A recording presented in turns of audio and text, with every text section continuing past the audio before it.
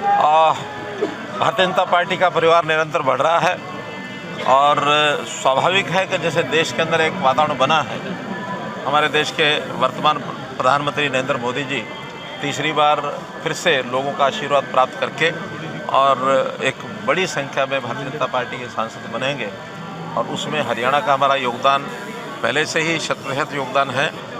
उसी 100% योगदान को ज़्यादा मार्जिन से और ये सीटें जीत करके हम उनकी झोली में डालेंगे।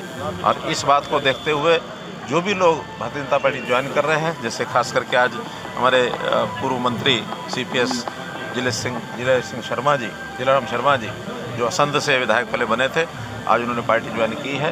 मैं इनका और इनके जितने समर्थक हैं, हज़ारों की संख्या में इनके समर्थकों ने ज्वाइन किया, उनका सबका स्वागत करता हूं।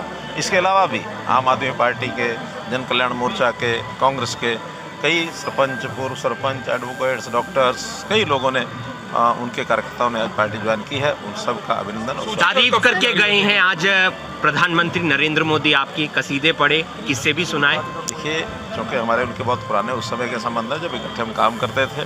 भारतीय जनता पार्टी के समय से पूर्व भी वो भी संघ के प्रचारक के नाते से, मैं भी संघ के प्रचारक के नाते से जब काम करते तो बहुत सादा जीवन सब लोगों का रहा है। और वो पुरानी बातें हालांकि मैं कभी दोहराता नहीं हूँ, लेकिन चूँकि वो बड़े आदमी हैं, वो दोहराते हैं तो सबको अच्छा लगता है, मुझे भी अच्छा लगता है। हम लोगों ने इकट्ठे 5 साल तक एक साथ पंचकुला में, जब उनका भी हेडक्वार्टर था, मेरा भी हेडक्वार्टर था, हम काम करते थे और बहुत आनंद आता था। उन दिनों को याद करके हमको भी ज़रा उमंग और एक उत्साह मिलता है और उनकी इस तरह की बातचीत से हमें प्रेरणा मिलती है। अपने विजेंद्र सिंह छोड़ गए हैं सर बीजेपी। अब बात यह है कि कोई आएगा कोई जाएगा, ये सिलसिला तो ऐसा चलेगा। अब विजेंद्र सिंह जी का कोई एक स्थायी जैसा एक विषय रहना चाहिए, वो हमको भी लगा नहीं। वो अपने तरीके की बातें कभी करते रहते हैं। जैसे आप जो इनके बेटे तो नहीं कह रहे थे, मेरा तो बहुत पुराना संबंध रहा है कांग्रेस से और अभी भी लगातार संपर्क में थे। मुझे लगता है कि जिस आदमी को विचारपूर्वक जहाँ एक बार आना चाहिए, विचार को समझ करके आना चाहिए।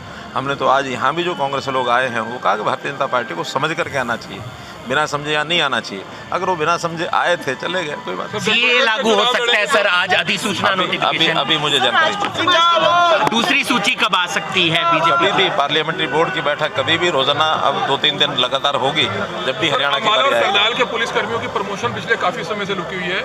अम्बाला और करनाल के पुलिसकर्मी ASI हो जाते हैं, लेकिन दूसरे जिलों के सब इंस्पेक्टर बन चुके हैं। पुलिस में कांस्टेबल लेवल पर डिविजनल का लेवल की ये कैडर होता है, तो डिविजनल लेवल के कैडर में कई बार सैंक्शन पोस्ट कहीं ज़्यादा है कहीं कम है। उसके नाते से कहीं प्रमोशन थोड़ा देर होती है, कहीं ज़्यादा होती है, जल्दी होती है। उनके रिप्रेजेंटेशन हमको ही मिले हैं।